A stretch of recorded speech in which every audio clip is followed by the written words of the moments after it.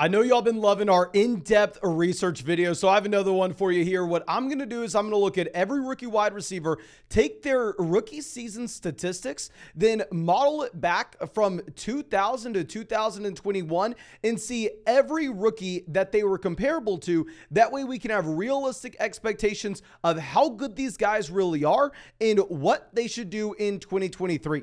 Now, let's go ahead. Let's start it off with Garrett Wilson. Now, we just talked about Garrett Wilson in our top 12 wide receivers video, so I'm going to keep it a little more brief here. Obviously, Wilson being drafted as a wide receiver 1 right now. I mean, he goes the end of round 1 in underdog drafts to the beginning of round 2 for good reason, right? I mean, this is a wide receiver that, yes, if you're looking at his season-long statistics, not popping off the page, wide receiver 31 from a points per game perspective, but he had to deal with some of the worst quarterback play in NFL history with Zach Wilson. Whereas if you look at the games with and without Zach Wilson, Garrett Wilson went from a top 10 wide receiver without Zach Wilson to a player that you could never consider starting in fantasy with Wilson. Now, of course, I'm not going to break down these two seasons and just try to give Garrett Wilson the most beneficial rookie year possible.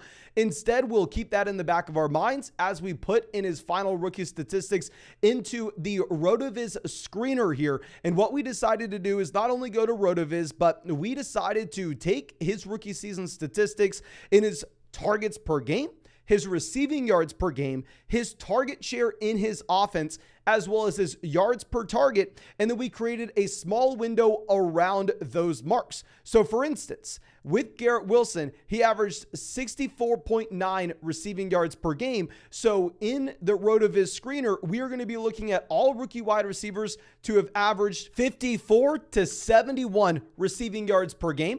We are going to do the same thing with targets per game, where Garrett Wilson averaged 8.2. So we're essentially going to be looking at all wide receivers that average from 7 to 9 targets per game as a rookie. Now, for all the second-year wide receivers in this video, we stuck from a 10 to 20% window with the guys that we are looking at, primarily determined by the sample size of those individual guys. So if you're looking at Garrett Wilson, there were a lot of wide receivers that had a rookie season that looked comparable to him since the year 2000. Starting off with the best year 2 guy in Justin Blackmon. Now, of course, this is a wide receiver that barely played year 2 in Jacksonville, had all the talent in the world, but just couldn't make it in the NFL. This is a guy that had 103 receiving yards per game as a second-year player, but it was such a small sample. Remember, Justin Blackmon had so much going on. Not really a great guy to be looking at. So let's remove him. And the best case scenario of what we have here with Garrett Wilson is actually going to be Allen Robinson in year 2 in Jacksonville, AJ Green, year 2 in Cincinnati. You have Jalen Waddle on this list. You have Mike Evans on this list. We have Sammy Watkins, T. Higgins, some great wide receivers right now. The amount of bust on this list, I'd say, pretty slim. The only 3 big busts that you would have, really, Eddie Royal did absolutely nothing in year 2. Michael Crabtree wasn't great. Brandon Ayuk obviously was a disappointment in year 2 of his NFL career. But overall, the comps here with Garrett Wilson are incredibly strong. And you have to remember that this is someone that was dealing with Zach Wilson, Joe Flacco, and Mike White as a rookie. Now that you're getting the massive upgrade to Aaron Rodgers and you're just pouring fuel onto the Garrett Wilson fire, you can tell why he's going round 1 in underdog drafts. You can tell why he's a top 10 wide receiver this next season. Now, personally, I'm probably taking Devontae Adams over him, but that's just me. Now, going over to our next guy, someone that I've been drafting a lot in the second round with Chris Olave. Now, Olave didn't score 1 million points this past season, right? It's the wide receiver 27 from a points per game perspective. But the big issue you had with Chris Olave was just a horrendous offense in New Orleans. You had to deal with 33-year-old Andy Dalton, very similar to Garrett Wilson, atrocious quarterback play. And with Chris Olave, the underlying numbers were phenomenal. 2.5 yards per route run, 122 air yards per game, 70 receiving yards per game, almost 8 targets a game, and a target share up there at 26%. Now, if we're going to look at the comparables to Chris Olave, you have AJ Green, Mike Evans, Julio Jones, Terry McLaurin, Amari Cooper, Andre Johnson. Really, the only disappointing year 2 wide receiver was actually Michael Clayton. That's back in 2004. And in reality, every other year 2 wide receiver that compared to Chris Olave's rookie season went out there and averaged at least 70 receiving yards per game in year 2. Now, very similar to Garrett Wilson as well, in the case of Chris Olave, you're getting the quarterback upgrade going from a 33-year-old Andy Dalton to Derek Carr. Now, it's not as extreme as Garrett Wilson, right? With Garrett Wilson, you're going from Zach Wilson, who was probably worse than Andy Dalton this past season, to Aaron Rodgers. And Aaron Rodgers is definitely a significantly better quarterback than Derek Carr. So it's a little bit of a watered down version of what we had with Garrett Wilson's situation changing with the Jets, which is why you're going to see Garrett Wilson going significantly ahead of Chris Olave this next season.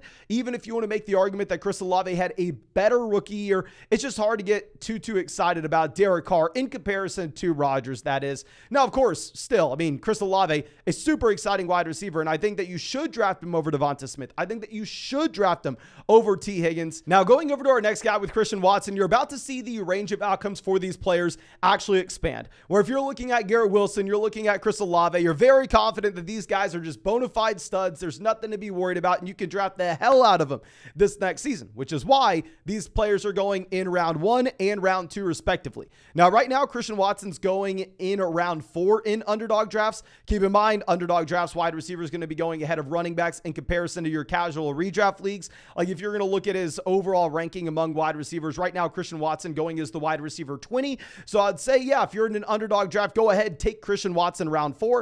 If you're in like a casual redraft league, I'd say more so you're looking at Christian Watson round 5 in that kind of format. But nonetheless, with Christian Watson, he was a very efficient rookie, right? I mean, the target share, not necessarily there. He only averaged 14.2% of his team's targets on a per game basis.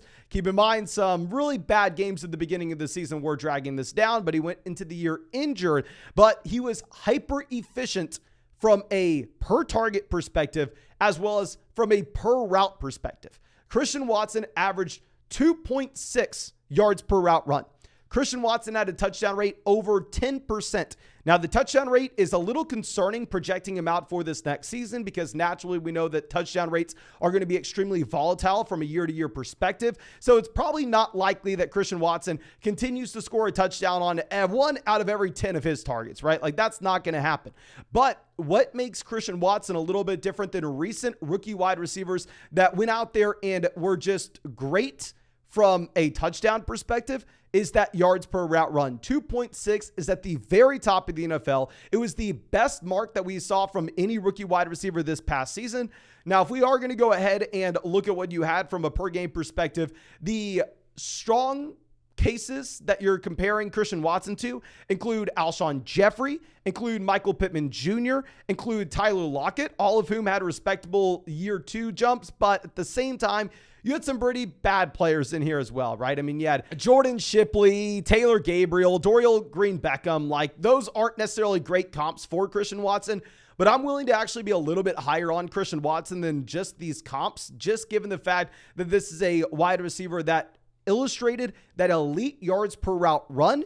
And some of these statistics will be skewed based on the injury he had at the beginning of the year and not really being able to get on the field and be effective right at the very beginning of his career. But of course, like I said, I'm completely fine drafting the man in round 4 of Underdog drafts and round 5 of your casual redraft league.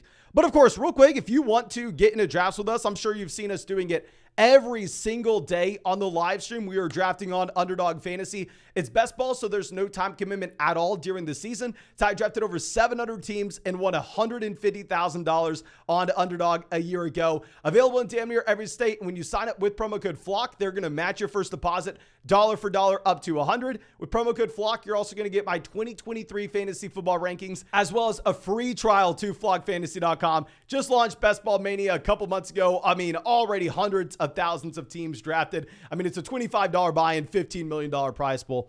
But let's go ahead and let's look at our next wide receiver here, Jahan Dotson. I mean, not great if you're looking at a couple different measures. With Dotson, I actually liked him as a prospect coming out of Penn State, but it just wasn't a good situation in year 1, right? I mean, you had Curtis Samuel, you had Terry McLaurin, and with Jahan Dotson, you were in a bad offense overall. I mean, he went out there as the wide receiver 42 from a points per game perspective, 43 receiving yards per game, 5 targets per game, a target share that was about 15.5%.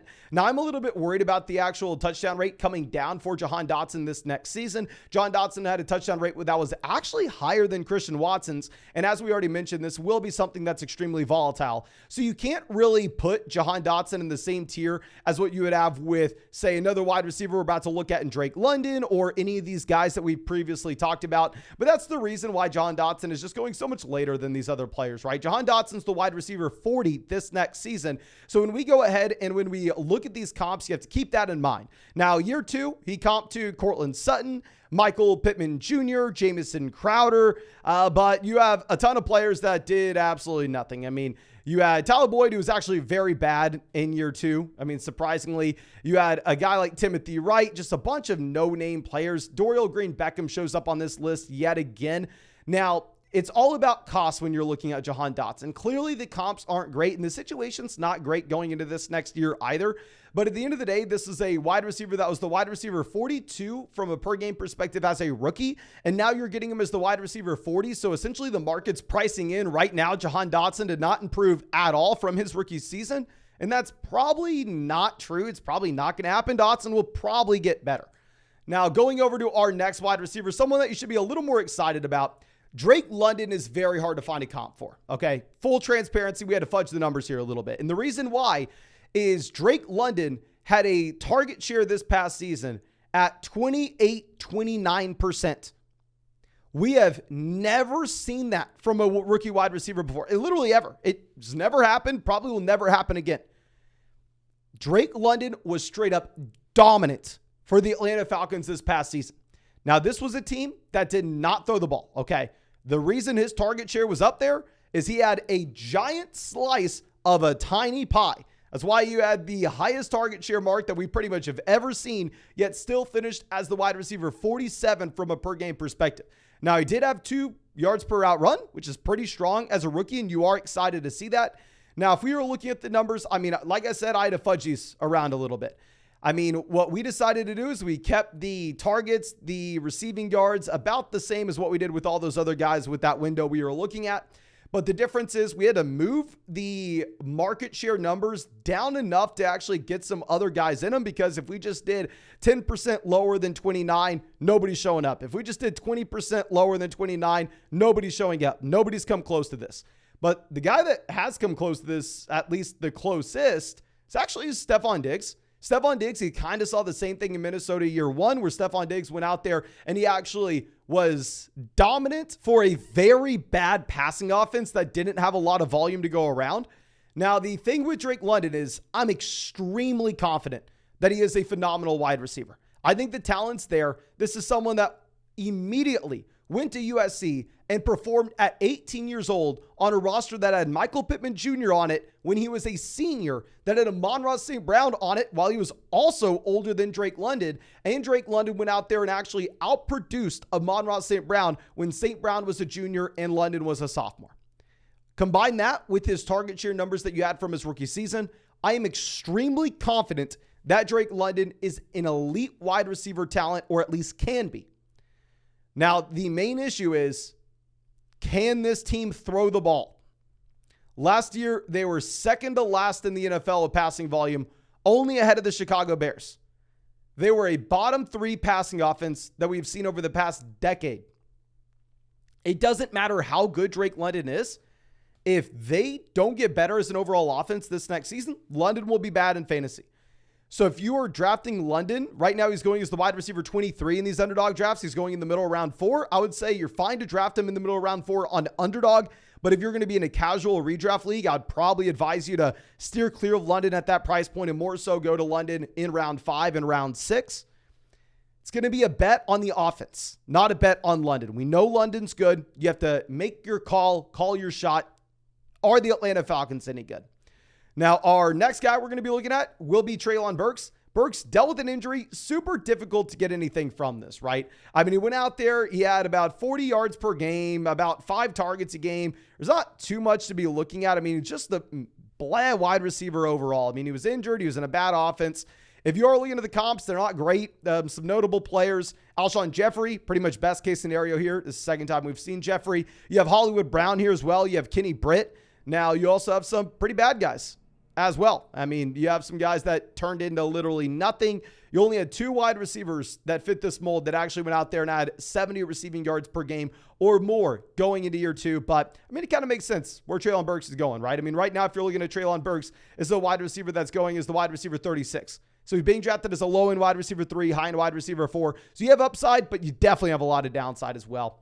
Now, going over to George Pickens, this is someone that I actually thought was going to be overvalued coming into this next season. Generally in fantasy football, what we've seen in years past, the wide receiver that goes out there and has a highlight grab or two, generally everybody wants to rush and draft that guy the next season. And highlight grabs don't mean much. What means more is actually commanding targets and scoring fantasy points. Now, if you're looking at Pickens, he didn't really do either this past year. He's the wide receiver 52 from a per game perspective. I mean, he only had 1.4 yards per route run, so not particularly good. He wasn't drawing targets at a high rate either. He was under a 15% target share. If you're going to look at his comps, there are a lot of players we can look at. You have Mike Wallace, obviously another Pittsburgh Steeler, so got to call it out. DJ Moore, Santonio Holmes, Kenny Britt, Cortland Sutton, Michael Pittman Jr., Tyler Lockett's on this list as well. I mean, so there are some guys, right? I mean, you have about 4 or 5 players that actually go out there and average over 60 to 70 receiving yards on a per game basis. But you also have some guys that do nothing. I mean, you have Taylor Gabriel, you have Doug Baldwin. Baldwin actually turned into something at the end of his career, just in year 2. He was nothing by that point. And that's a big concern that you have to have with these wide receivers, right? I mean, that we can sit here and we can say, oh, okay, yeah, they have upside to turn into something very late in their NFL career, but can they do it in year 2?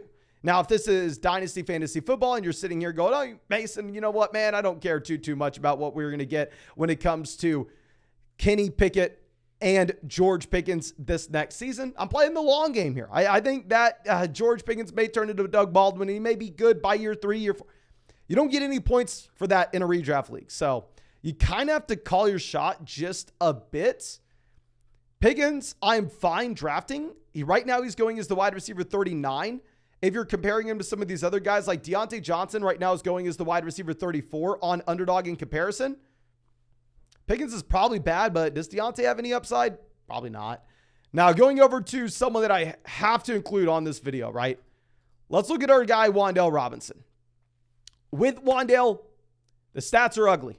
Okay, not going to lie to you. If you're looking at his little box here, I mean, there is not too much to be excited about, but the man tore his ACL. It's an extremely limited game log that we are looking at. Instead of looking at the season-long statistics, I would prefer to look at the actual game log. And here, the last game of the year, at least for Wandel Robinson, he flashed the talent we thought he had coming out of Kentucky. This is a wide receiver that went out there and had 13 targets, 9 receptions, 100 receiving yards. This is a wide receiver that was expanding his role in this offense before he goes down. This is a wide receiver that was a phenomenal prospect. I like Wandel Robinson more as a prospect than I did someone like George Pickens, if I'm going to be honest with you. Now, of course, it's not looking great because he tears his ACL, but we'll see how it looks in the long run. Now, if you're looking at Wandel Robinson, it's all about the price, right? With Wandel, this is a wide receiver right now that's going as the wide receiver 79 in underdog drafts. He will be someone that I'm consistently taking as my wide receiver 7, my wide receiver 8, just because if I'm trying to find upside, he was a very strong prospect. He had a phenomenal college career. He got the NFL draft capital. He's on an uncertain depth chart, and he flashed as a rookie. It's very difficult to find someone that fits that mold, at least in that range of the draft. But I think that's all I have for you. Again, thank you so much for checking out this video. If you enjoyed it, please go down there, drop a like, subscribe to the channel if you play fantasy football. And of course, if you want to get in a draft with me today, go sign up for Underdog Fantasy. Use promo code FLOCK and they'll match your first deposit dollar for dollar up to $100. Plus, with promo code FLOCK, you will get my 2023 fantasy football rankings. You'll get a free trial to flockfantasy.com. You'll have some fun in these fantasy football drafts with us. And also, they have a ton of cool player props that are live right now for the entire NFL season. But thank you, ladies and gentlemen. Really, really do appreciate you. Really hope you have a great day and really hope we get to see you with the live stream later today.